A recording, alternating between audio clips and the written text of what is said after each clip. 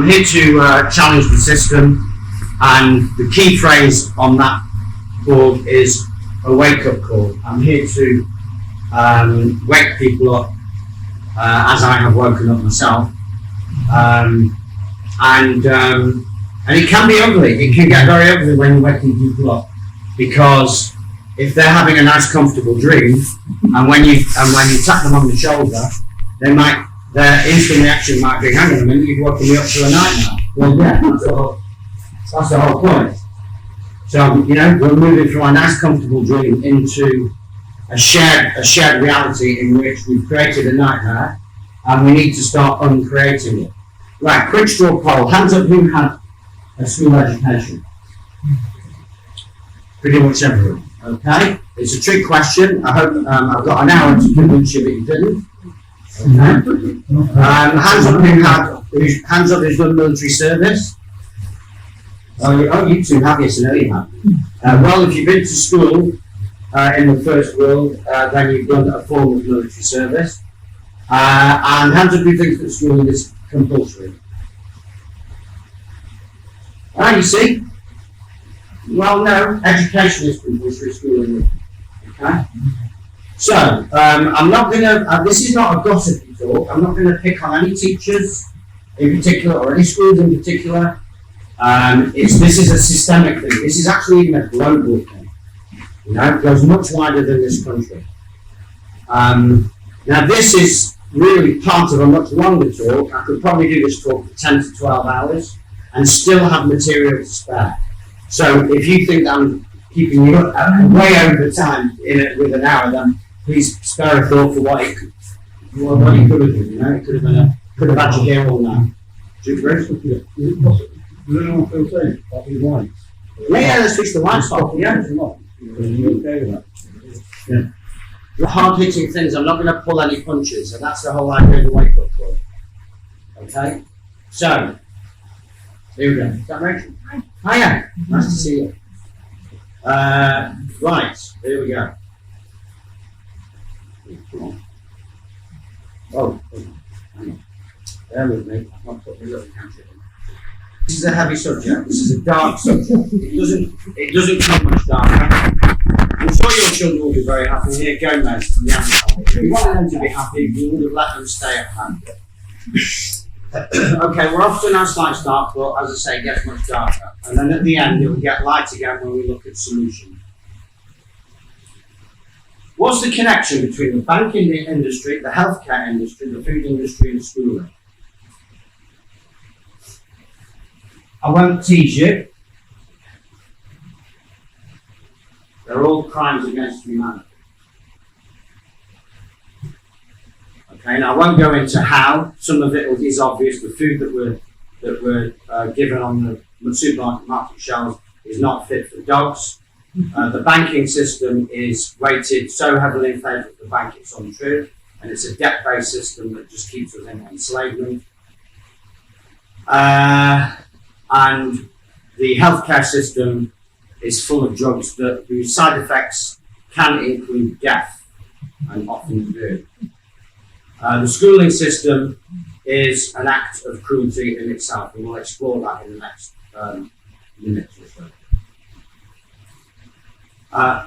The talk comes in essentially 3 parts. We're going to highlight the difference between schooling and education, hence that trick question. We're not educated when we go to school. If you are educated, it's the luck of the draw. It's quite rare, because if you were being educated, you wouldn't be going to school. You would be called something else. Okay, schooling is totally different. It's a different process. We'll look at the true purpose and effect of schooling. So, what is schooling really all about? What's the agenda behind it? Now, this is a very brief version of the much more detailed version in either my longer talk or the book itself, because there is an agenda, and it has an effect on most people, virtually all, who attend school. Because remember, they're not just attending school for days, weeks, or months. We're talking about attending school for years. And if you think that doesn't have a major effect on your psychology, then you're living on a different planet to me. Number 3, antidotes. We'll look at the antidotes for children and adults. We're not just going to look at this from the point of view of children. Well, we are, but remember, we were those children when we were younger.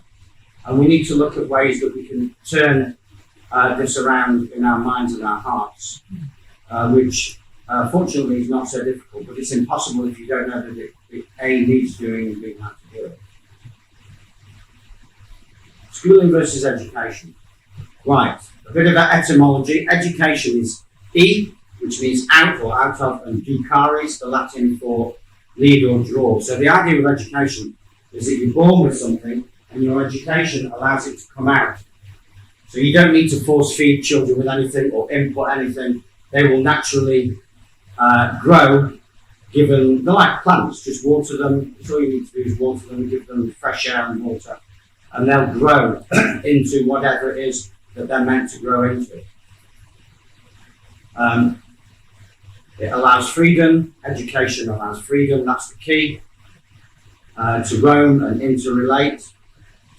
So that those children there are educated themselves. They're interrelating.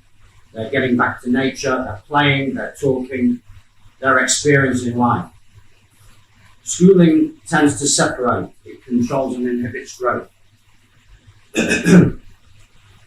And it was always meant to. It's the modern schooling methods are based on the Prussian system from the 19th century, and the Prussians, who are now Germans, are quite renowned for their discipline and for subjugating free thinking. In this country, when the schooling system started, the teaching profession didn't exist, and so what they needed were staff, and the staff were recruited from the army. So the original teachers were in fact army officers who only knew one thing, which was discipline and rigour and subordination and punishment and control. That ethos is still with us today. However well-meaning a teacher is, and there are thousands of well-meaning teachers, they have inherited a cancerous system. This is taken from a card-playing session. This is where I got a lot of my experience in schools in recent years. Now, I'm nowhere to be seen, which is exactly how it should be. That's the class teacher. She's joining in, so the playing field is level. They're learning to play a game, and the playing field is level. She's learning more slowly than they are because they're at an age where learning happens faster. And she's got years of baggage in her mind and in her heart, slowing her down, you know? And one reason why there was a lot of resistance to what I was doing in schools was precisely that teachers were intimidated by the speed at which children learned this game. And I think Damien would relate to this, and I soon became, I wouldn't say persona non grata, but my presence was not welcomed by a lot of teachers, certainly a lot of heads. It was too, the children enjoyed it too much. And it was too head turning and too, if you look closely, you can see two boys top left.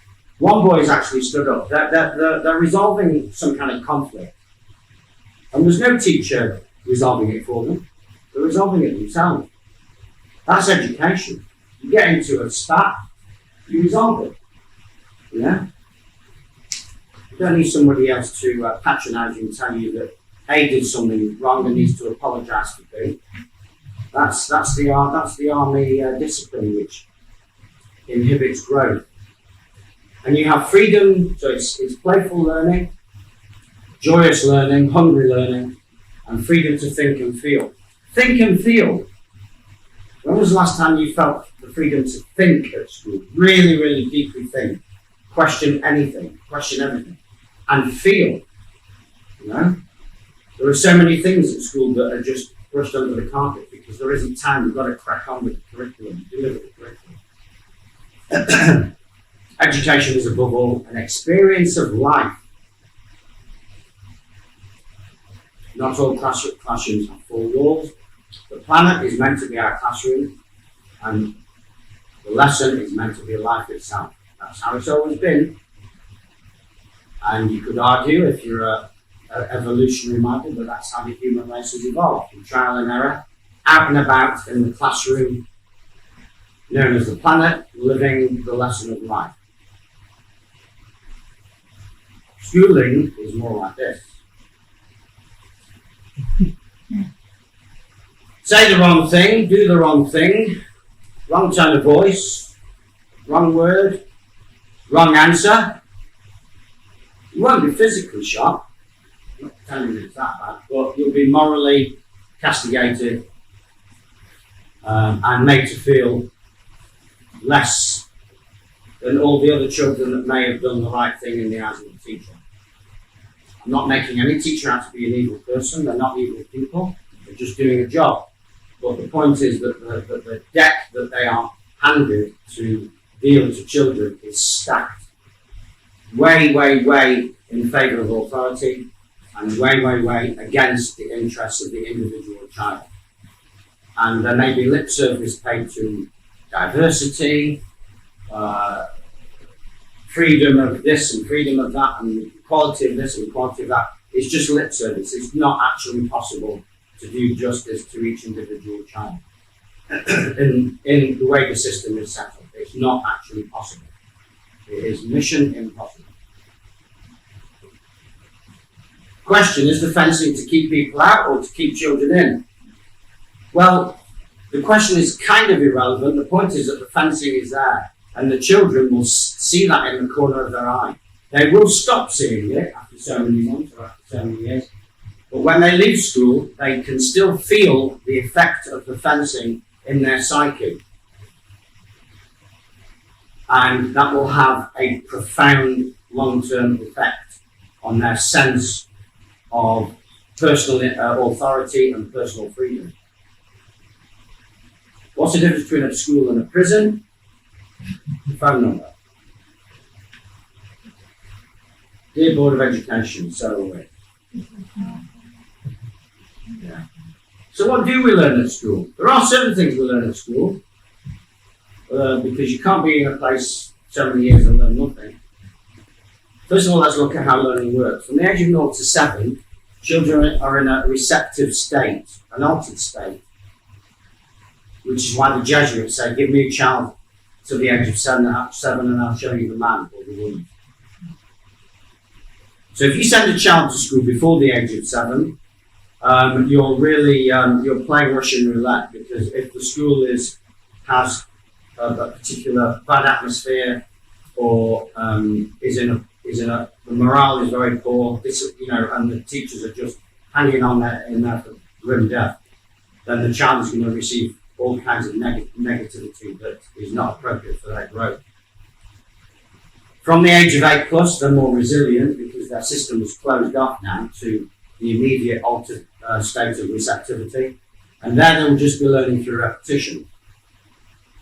The Finns, who have allegedly the best education or the best schooling results in the world, don't send their children to school till about the age of 8. So if you really, really do have to send a child to school, you really should wait until the age of 8. Absolute minimum age, so they're not picking up unnecessary. I don't even know what word I should use, but they're not receiving things that are just not appropriate to receive at a very young age, and they don't have the tools to fend them off. I think you can use your own imagination to work out what I'm talking about. I don't have enough time to go into it. So age 8 plus, which is the majority of school time or school age, it's just repetition. So we have to have a look at what we repeat, what we do over and over again, and that's where our learning is taking place. And these are the things that we do over and over again. Pay constant attention, obey instructions, take tests, sit still, be quiet. Collaboration is cheating. The time is not your own. Being busy keeps you safe. Okay? Everyone, when they talk about learning at school, they talk about things that they read from a textbook. That's not learning. That's called study. This is learning. Learning is about behaviour modification.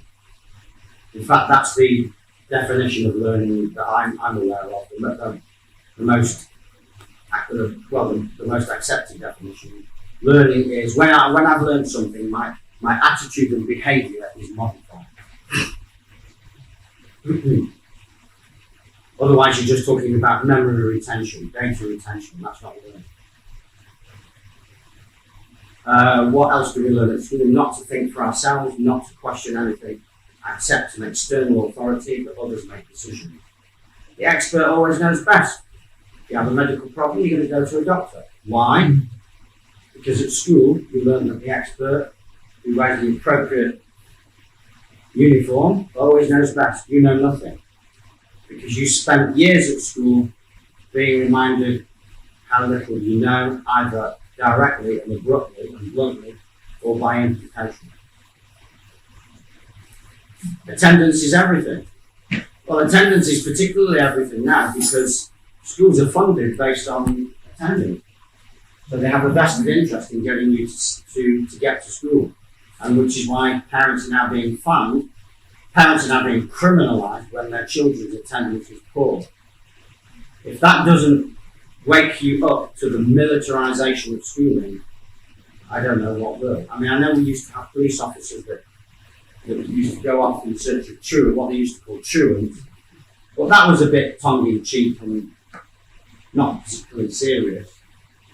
But this is affecting the lives of the parents. You know, in the past it was more focused on the so-called naughty child, but now it's focused on the so-called criminality of the parents. I mean, you couldn't make this nonsense up.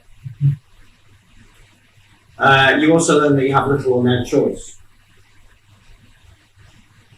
What school taught me? Texting without looking. That probably would have been applied to me, but I was at school way before texting would take place. What do we not learn at school? Well, how long have you got? To take self-responsibility. You handed everything on the plate at school, pretty much. And so that unlearns any self-responsibility you might have most of the time. And nowadays, children just, I know a child, or a young man, I suppose, who took the easiest route in French, learned to tick all the right boxes, got an A, a starred A grade, went to Paris, couldn't even order a cup of tea. But he was top of the class and was, set to do A-level French, but he was entering A-level without being able to say, can I have a cup of tea in French? True resilience. If you're not living life, and how can you live life inside four walls? You may be able to live life inside four walls for 10 minutes or 20 minutes, but not 6 to 8 hours a day for 10 to 15 years. Resolve conflict, need to get on with others, form part of a team, manage feelings. How many people have stopped speaking to their neighbours? Or vice versa, Before that, you were with your neighbours over nothing. Or with your so-called team members if you're part of a team. It's, you're not able to communicate without feeling that we're upsetting someone. Or without them making us feel that they're upset. Non-violent communication. Purpose and meaning of life. That's kind of a big one. What else do we not learn? True democracy. I was having a chat with Bueller. Yeah. I asked her how many democratic schools there are in this country. And a couple, yeah. Summerhill. There's a school in Scotland, maybe 2 or 3. And we think we're part of the democracy. Well, you can't expect children to grow into a democracy when they've never experienced it. What's a democratic school? A democratic school is a school in which every child has the same vote, the same say as everyone else, including all the other children, and respect. Equal say. The one in Cornwall. Right. Oh, I know a fantastic school in Cornwall, but And I think I worked there for doing my card game thing. I forget the name of it, but it was amazing. Whether it was a democratic school, they got rid of all the furniture, and the children sat on the floor, and they got into terrible trouble with Ofsted, but they kept soldiering on. Great, fantastic school. Healthy respect for elders. Well, if you have an image of elders admonishing you, ordering you about, judging you, labeling you, blah, blah, blah, blah, blah, then your respect for them is between gritted teeth. It's enforced, it's coerced, it's not healthy. That's if you have any respect for them. You wonder why teenagers kick off, because after 10 years of being shouted at and bullied by staff members, whatever their agenda, however well-meaning their agenda is, just to impose some kind of order most of the time, you're going to kick off. As soon as you're old enough, you will kick off. How to use our intuition. Oh, it's all right, we've got sat-nav now, we don't need to find our way around, we've got machines to do it. We've got Google to tell us the answer when we could work it out for ourselves. So it all dovetails nicely. This schooling system is not in isolation. It does go hand in hand with all the other things that society is presenting to us.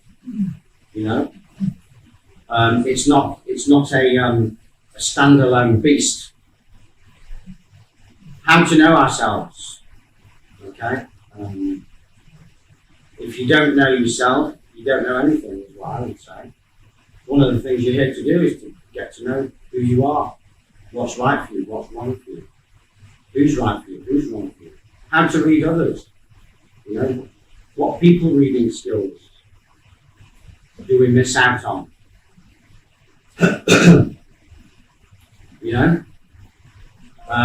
Have you developed a bullshitometer? Because a lot of the things that you're told at school are BS. And that would be fine, but the point is that you'll only get the top grade if you repeat that BS in an exam. And if you repeat it often enough, it becomes your BS. When to follow gut instinct. That's similar to intuition. Yeah? We're losing our basic primeval skills, guys, and it's not a healthy trend. It makes us vulnerable, very, very vulnerable. How to be hungry learners? Well, if you're force-fed for long enough, anything, not just information, but food, you'll go out, you'll lose your appetite. That's what happened to me. I was force-fed for 10, 15 years, and in the end, from the age of roughly 20 to mid-30s, I was an anti-learner. I didn't want to know. And my hunger for learning was gone. It's come back with a vengeance, but that's a long time, long time after it could have been flourishing. Henry David Thoreau said, most people lead lives of quiet desperation. Now, I'm not blaming schools for that, because obviously they come from homes that are broken or dysfunctional or whatever. But you're not going to go to school and have your life rebuilt. It's just not going to happen. And if anything, it will impel you in a very superficial direction that will make it more likely that your life will, on some level, derail. It may not appear on the surface that it's derailed. You may appear very successful on the surface, but underneath there's more going on. Quick look at the etymology of academic. If you look at this up in the Oxford English Dictionary, and I did because I've got one, concise, academic means of no practical value. So there's a clue. The menu at school tends to be academic. It's getting increasingly academic and increasingly narrow. English, maths, science, and not much else of the ordinary day, priority. Sport, music, dancing, drama, decreasingly significant. Humanities, decreasingly significant. Anything of real life value is being offloaded and marginalized. Career. Two definitions which go together interestingly. Career is an occupation undertaken for a significant period of a person's life. So there you are devoting a significant period of your life once you embark on a career, and that can be partly your school career. And these will tend to be the optimal period of your life, from 10 to 50 or 60. Sort of full, the full bloom of your life.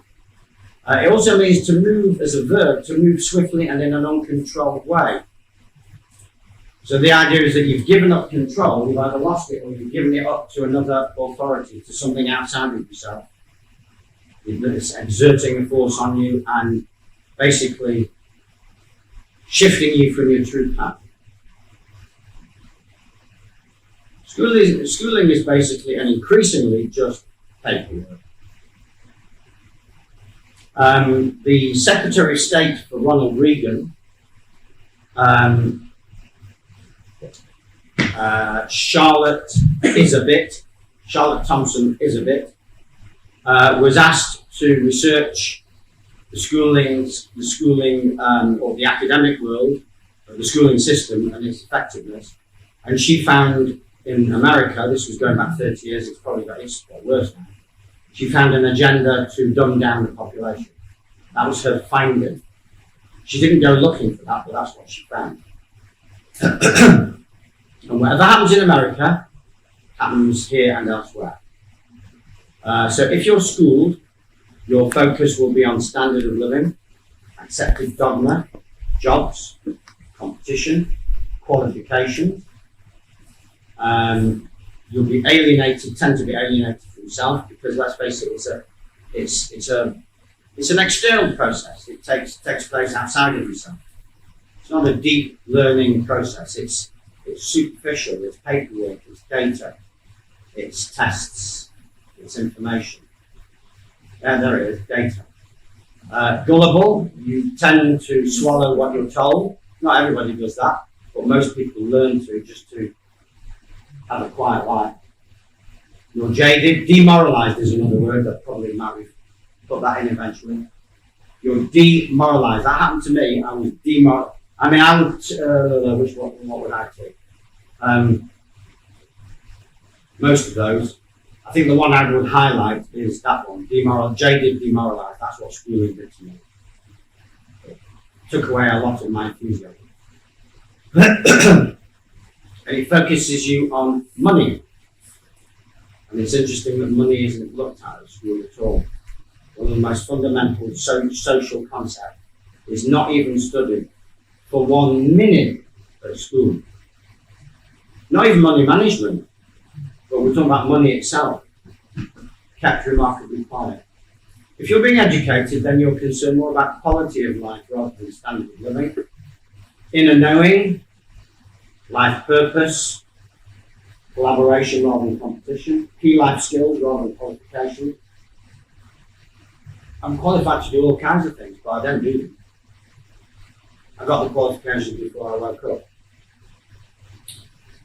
Key life skills, self-awareness, if you're being educated, your instinct, your questioning. I love it when children ask questions. It's absolutely, you can ask children to ask questions in the right way and the wrong way. If you say any questions, that's authoritarian. If you're with a group of children, you say any questions. That's not healthy. The correct question is, what questions do you have, children? That's empowering. But teachers are not, on the whole, taught to, even when they are trying to do the right thing, they're still not helped to do the right thing. Enthusiasm, if you're being educated, that's massive. A life without enthusiasm is not a life. A relationship without enthusiasm is not a relationship.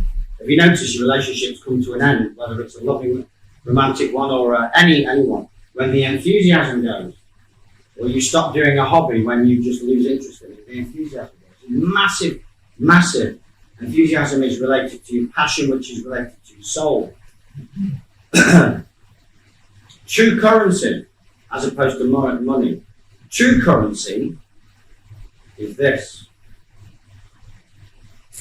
time and attention. Whatever you give your time and attention to, that is the most valuable investment you can make. So you could argue that schooling is a theft of your time and your attention. If you are destined to be skillful, talented, artistic, creative, passionate,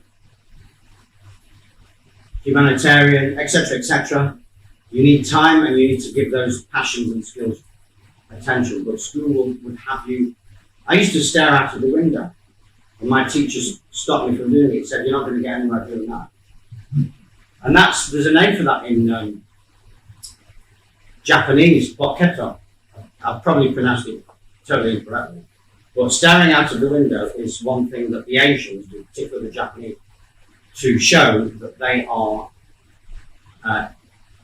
taking time out and taking ownership of time and taking ownership of attention.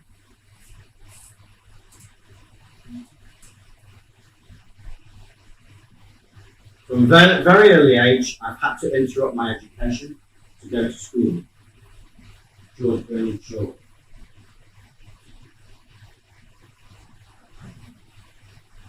Is schooling even compulsory? There you have it, folks. What is compulsory is the education side of it, not the schooling side of it. In the Education Act 1944, Section 36, and the Education Act 1996, Section 7,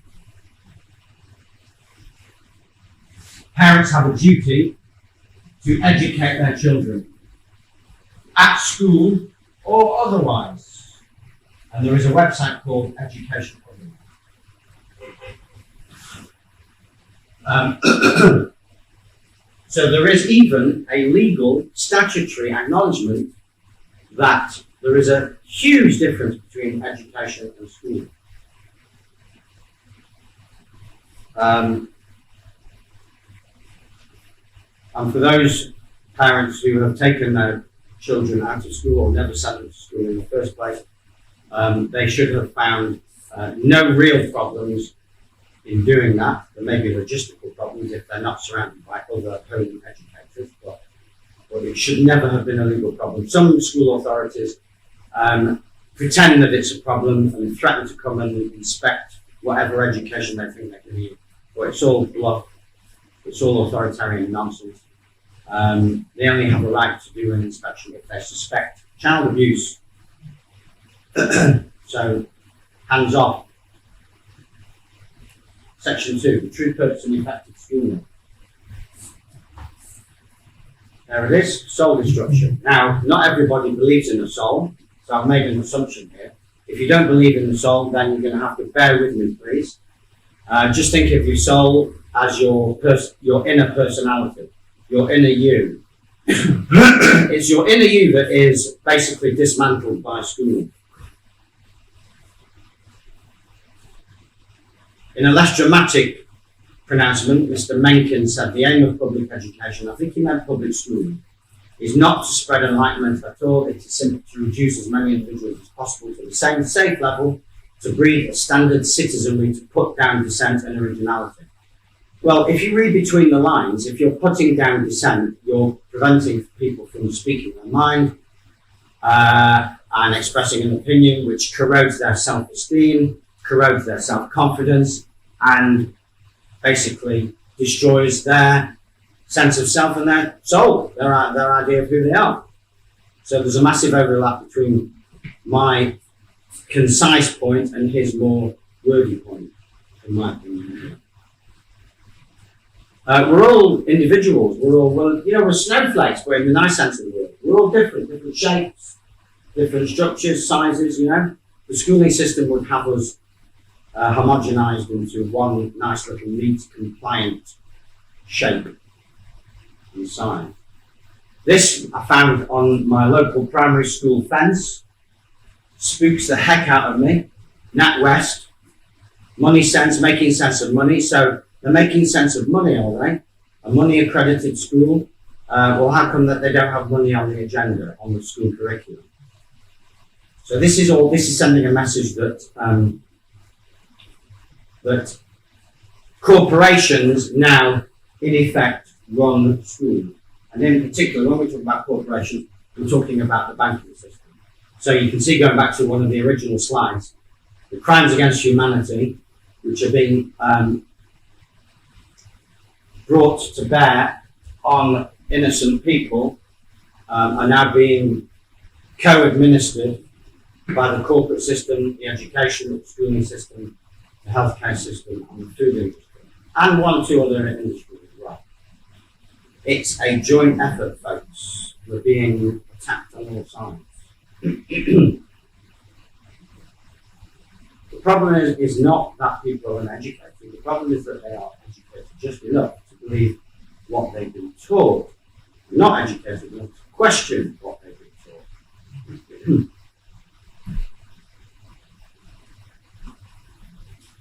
Right, creative genius.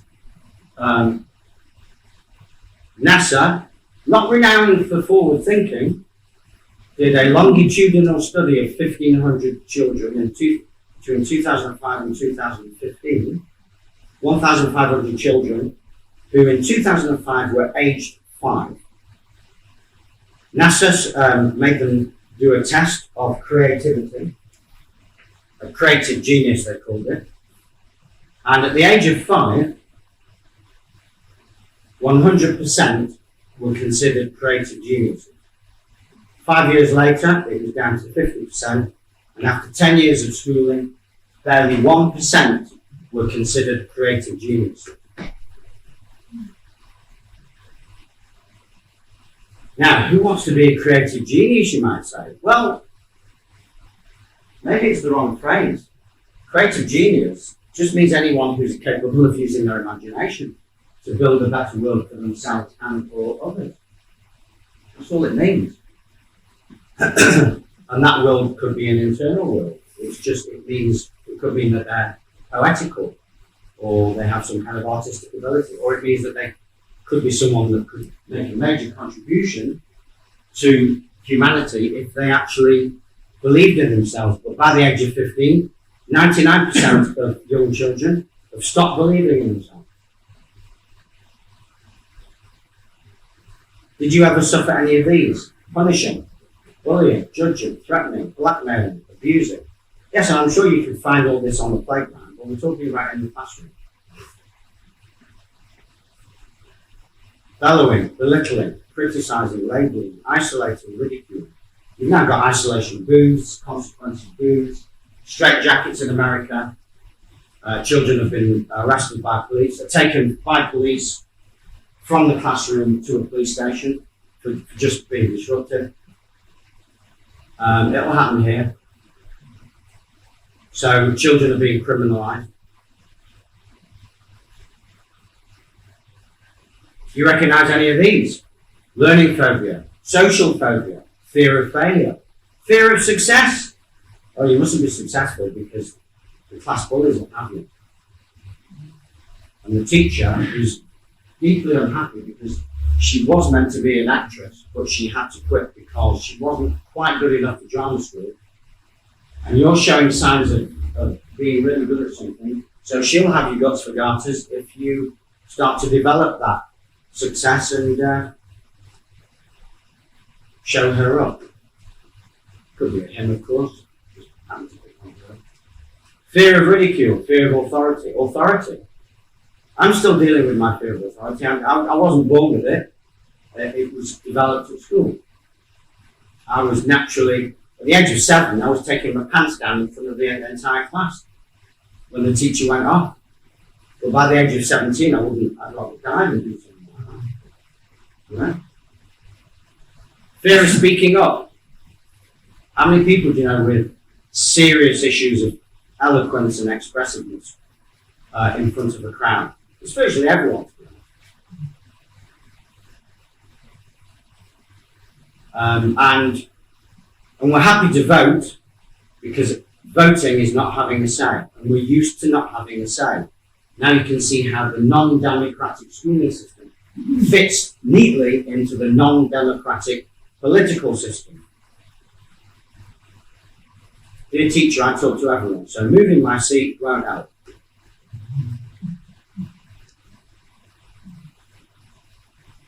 The latest neuroscience, scolding a child before he or she understands why they are being scolded is actually serious child abuse and can cause physical damage to the hippocampus. The hippocampus is the part of the brain that affects memory and data retention. It may well be, now this is just my hypothesis, that if this goes unaddressed, later on in life it becomes dementia. If you think about it, if it's not healed because you didn't know that it went on and you thought it, and it was normalised, even if you knew it went on, it was normalised, then this could be a factor in dementia. Could be. I'm not saying that it is, I'm just saying it's a possibility. I was inspired by an amazing pack of worksheets in elementary school that totally changed my life, except no child ever. If we aren't being taught how to grow our own food, how to take care of ourselves and our family, and how to live without the need for huge governments, banks and corporations, as our ancestors once did, then we aren't being educated. We're being indoctrinated to be dependent and subservient to the system. Thank you, Mr. Nascimento.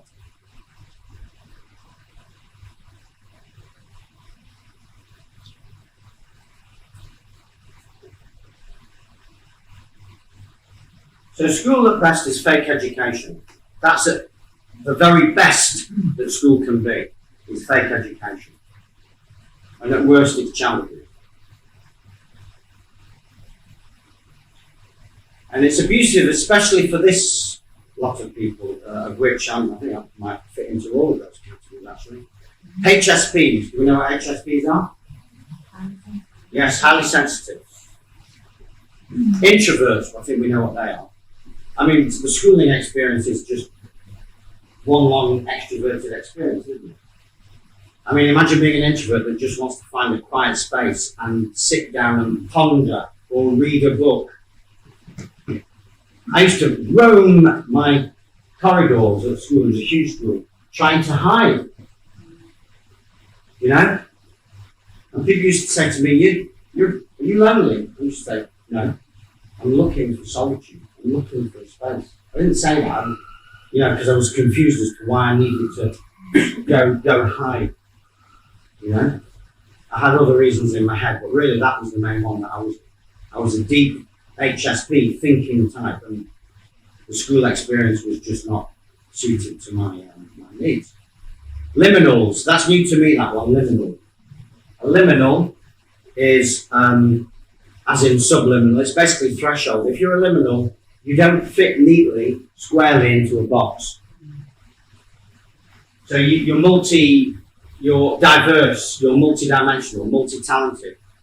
You're not a scientist and you're not an artist, you're both. Or you're neither. Could be something else, could be a gymnast.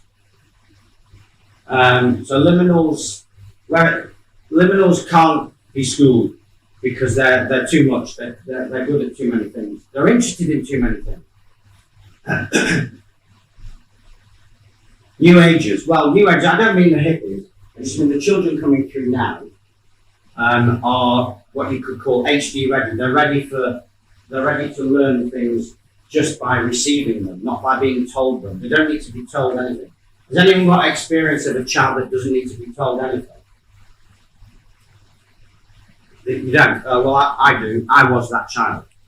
Okay? I didn't need to be told anything. Nothing. And the children coming through now are like I was. Okay? My parents didn't teach me, I don't recall them teaching me anything. I don't recall asking them anything. And they don't recall me asking them anything.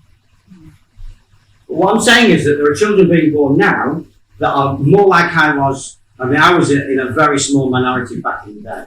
But there are thousands being born now that must not go to school. Schooling will kill them.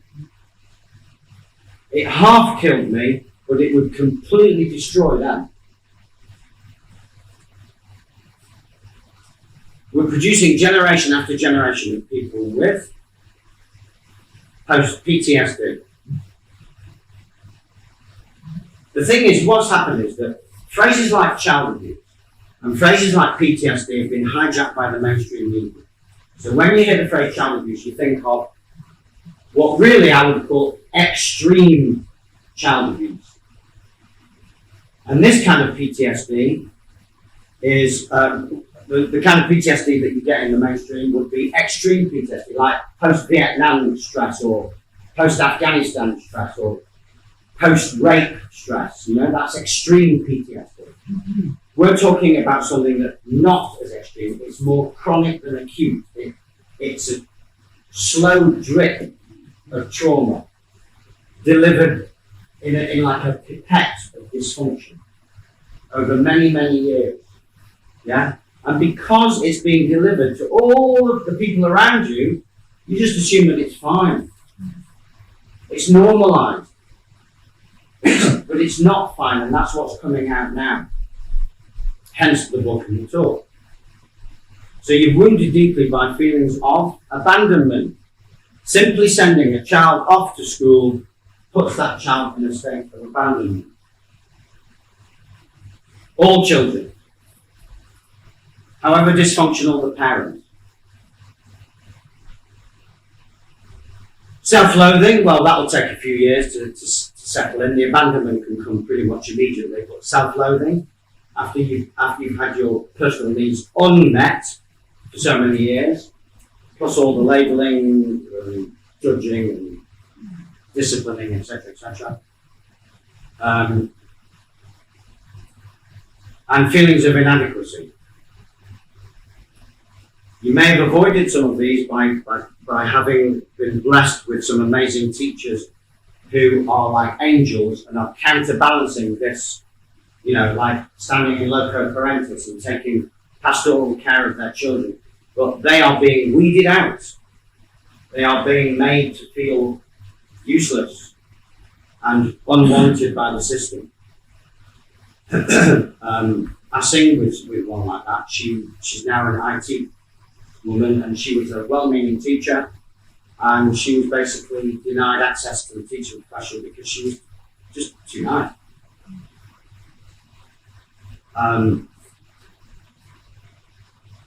Having been moulded into ignorance or ignorant order followers with little or no imagination or creativity. The ignorance comes from not knowing what you don't know. Because if you're handed a menu, an academic menu of A to Z of knowledge, well, you don't know that in fact A to Z is not the only alphabet. There's a numerical alphabet, there's a Spanish alphabet, there's a hieroglyphical alphabet, there's a sacred geometrical alphabet. There's all kinds of languages and realities that aren't even mentioned at school. You're an order follower. You didn't mean to be. No child is a natural order follower, but after 10 years of disciplining, that's what they become. And if they rebel, then they become fodder for the system. They become fodder for the social workers, probation officers, police officers, judges, lawyers, doctors, psychologists, psychiatrists. You know, the system can't lose. It's either got a compliant pen pusher or fodder for the carers. It's a win-win for the bank. Okay, let's lighten it now. The antidote for children. Give them care and give them freedom. It sounds simplistic beyond belief, but that's all they need. They need a bit of TLC and freedom. The latest biopsychosocial science suggests that infants and young children need fully responsive adults in order to develop sturdy foundations for all the health, learning, and behaviour that follow. Health and well-being comes from the active, hence, look close at that word there, active, let's stress that, mutually responsive presence of the mother or other adult. You put 30 children in a class with one adult, maybe two, and that goes out the window. They cannot be responsive. They cannot be fully responsive. They cannot be fully supported. They cannot be fully present for that child. It is impossible. It's just impossible. So the child will not develop fully all in terms of their health, learning and behaviour. Anything that interferes with the mutual responsiveness of the adult or adult will affect the brain chemistry of the child. And this is biochemical science. This is not woo-woo. This is not theory. This is how it works. It will affect the brain chemistry of the child and inhibit the development of dopamine receptors. Dopamine receptors, you want as many as you can get of these because they are the main source of incentivity or incentiveness of motivation. So all those drug-addicted, demoralized, disaffected youth have had their dopamine receptors inhibited, or the development inhibited, partly by poor dysfunctional home life and partly by schooling.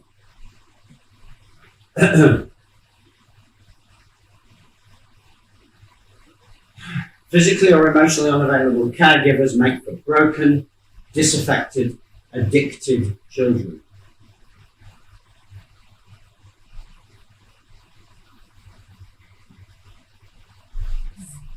Nobody means to be emotionally unavailable. But if you force people into a system that cannot give emotional availability, even if it wanted to, this is what happens. So what they need are safe, non-coercive environments. So non-coercive, that's where they get the freedom back. The freedom to choose. Children will choose almost invariably the right thing, because at that age they're in tune with their intuition, their gut instinct. They will choose the right thing.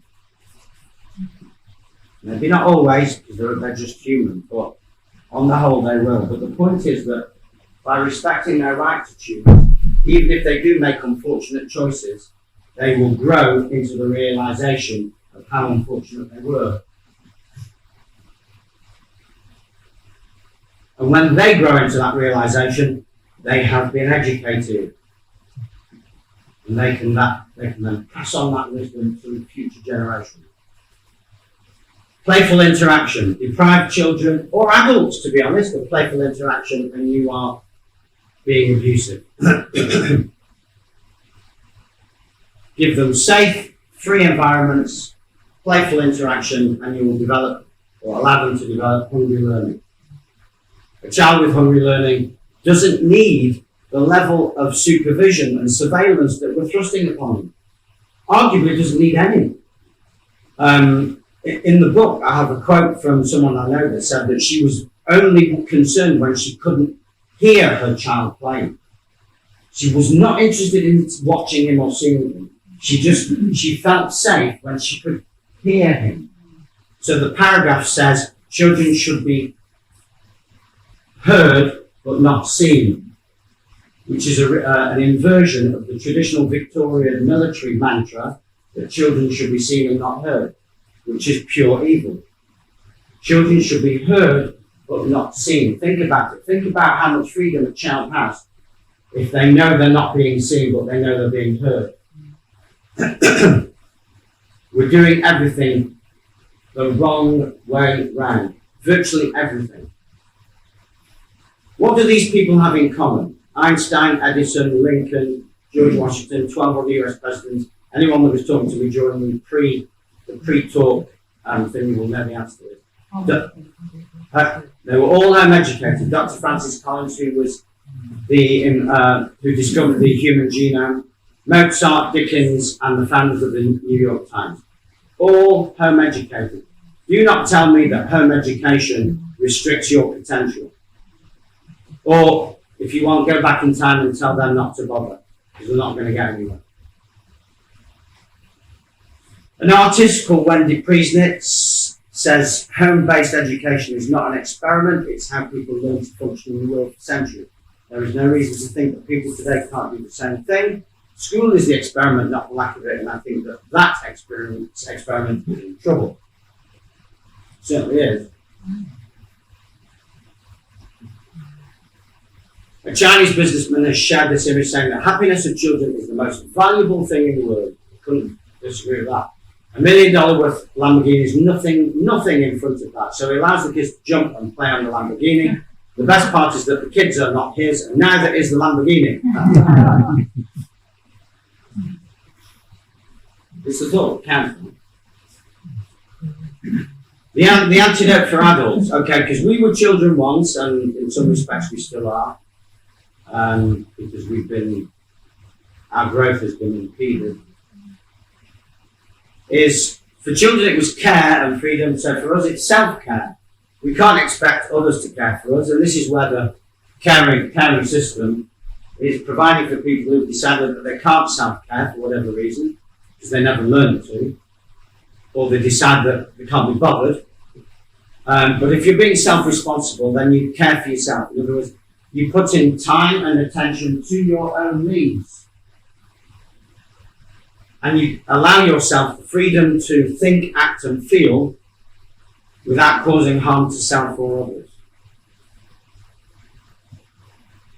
This is done by reclaiming your time and attention, the two most precious commodities that we have. It's not money, it's not status, it's not qualifications, it's time and attention. Reclaim your true feelings. Learn to say no. Oh my God, it's one word that was not used by children at school. No, except when they're very young and once they've been punished enough, they soon unlearn it. No. It's the healthiest word in the English language, I can guarantee you that. No. I said no to someone the other day, and I used to be quite a yes man and quite a people pleaser. And it felt so good just to say no. It was effortless. I even say no before people ask me something. You know? Speaking to it. No. Not asked you anything yet, doesn't matter. The answer's no. Just to practice my own self-assertion skill. True purpose. Okay? A man or woman without a purpose is going to struggle through life, and they're going to need medication, alcohol, drugs, sex, rock and roll, cigarettes, dodgy habits, to paper over the cracks. Now, one of the reasons why I'm very energetic and very full on these days is because this, what I'm doing now, writing a book about wake-up call books and doing the talks, was very much my true purpose. I'm on my path. So I can feel, but before all this happened, I was just like floating. I was all right, but I was not happy particularly. I hadn't discovered my purpose. And so I was just going through the motions. So I can really recommend finding your true purpose. Whatever it is, it doesn't matter what it is, as long as it feels as though it's something you were born to do. Here it is, and the Japanese have a word for it. It's your Ishigai. That K apparently is a shu. It's if you're struggling to find your true purpose, then think about the passion that you were born with. We're all born with some passion for something. That you developed a skill at, which is your vocation. So where skill meets passion, it's vocation. A talent that you develop. You then realise that it's needed. There's a need for it. It becomes your mission. And if you are persistent and material need is paramount, then it could become something that people reward you for as your profession.